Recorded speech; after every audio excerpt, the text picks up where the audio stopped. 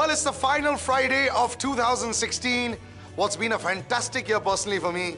I've enjoyed the process of watching films, giving you all the gossip. It's been quite amazing. But how's the year turned out? I always give my little awards, whether it's on Twitter, social media, radio, on TV. I always like to give my standout performances. And that's why today I'm going to go into my best categories right here on B4U, the finale episode of Bollywood Box Office, right here in 2016. Okay, we'll start things off with the breakthrough performances of the year. I think this was a year not so much of the numbers. Although Akshay Kumar had 300 crore films this year, Salman had a 100 crore film, of course, Ranbir Kapoor came back into a 100 crore film, and of course Dangal towards the end. But otherwise, it wasn't a very big money-earning year. But three performances really stood out for me. First, of course, Diljit Dosanjh in Udta Punjab. I think as a film itself, it was just mind-blowing. So for making this foray into this with great performances from Shahid Kapoor and Alia Bhatt and everyone involved, for Diljit to stand out with Kareena Kapoor, I think was a really, really big deal. So for me, his was perhaps the male standout performance of the year. Along with that, Swara Bhaskar, I think she's been, a +1 great supporting actress for quite a while now. Ranjana, Tannu Weds Mannu, even in Prem Ratan Dhan Payo. But with Nil Bate Sannata, I think she came to the fore with her own performance. There again, very ably supported by Ratna Pathak Shah, as well as the little girl. She did a really, really good job there. Swara Bhaskar, to me, I think, might just go into the next level because a number of large filmmakers said, boss, this girl is really here to stay. And the third big performance of the year, no question about it. For me, perhaps the finest performance by an actor in the supporting genre would be Fawad Khan. He was mind-blowing in Kapoor and Sons. There was obviously a lot of debate that happened thereafter with Ae Dil Hai Mushkil. His role was snipped a little bit there, and now he's no longer doing a couple of films that he had signed. But it's really fantastic to see him come to the fore. And these three really stood out and had breakthrough performances that one could really talk about. Another big category, I would say the heavyweight category.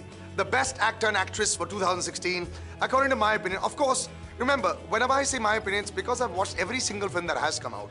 I've sit and debated about the films with my reviews. I've chatted with the actors. I've gone in-depth into the film. And I really do feel that they completed everything that was there. Alia Bhatt for Udta Punjab, I think it was a very, very, very tough role for her to play. There were some moments in there. I rate this way higher than Highway for her also. And Alia Bhatt for me has had a very interestingly exceptional year. She had a critiques praise performance in Kapoor and Sons, but there Fawad Khan took something away. In Dear Zindagi, for me, the film didn't do that much. It was based on her. But the piece de resistance in this year would have to be Udta Punjab, and just the solo individual spark that she had. For me, right now, the most talented actress there is in Bollywood today. A film that not too many people were able to see, but one that is going to win a number of awards, I feel, is Aligarh. And the main actor in that, of course, Manoj Bajpayee, there's no question about the fact that he's in the finest form of his life. He had another great performance in Saath Uchakke. It was one of those little hidden gems in this year. Not too many people saw, but very funny film. And Manoj Bajpayee was in top form. But in Aligarh, his chemistry with Rajkumar Rao and his portrayal of a gay professor was just something else. Manoj Bajpayee's talent is unlimited. With Gangs of Wasseypur, he came back, and I think he's going to go from strength to strength. Really, really look forward to it. Even Budhia Singh Born to Run was a great performance again by him. So it's been a great, consistent year. Maybe not at the box office money-wise for him, but Manoj Bajpayee is right up there, boss. And if you had to pick a performance that sort of everyone waited for a superstar to pull that off, it was a toss-up between Salman Khan for Sultan and Aamir Khan for Dangal. Now, I have to segregate these two. Why? Because for pure star power, to be able to bring it all in, was Salman Khan with Dangal. Nobody really expected him to be able to pull it off, acting-wise, especially in the second half. So that, kudos to him for that. But Aamir Khan, I do give the little edge to, because he let the film become bigger than him. He let the actresses become bigger than him. And I think that's a really big quality that Aamir Khan has. Aamir Khan is never Aamir Khan in a film. He was Mahavir Phogat in this movie. He was the PK character in the last film. He's always the character and allows that to overpower the name and the stardom of Aamir Khan, which is why Dangal will go on to break every single record in the box office. And for me, the best actor this year, if I had to pick and choose purely from the fact that he let it become bigger than him, would be Aamir Khan. Though all other three names that I've taken close, whether it's Salman, whether it's Manoj Bajpayee or Alia Bhatt, will run everyone close. And I do feel for performances, this was a great year. No list can be complete without the biggest films of the year. And for me, these three stood out. Yes, there were lots of exceptional films in the year. Notable in them was Pink. Notable in them was Nil Bate Sannata.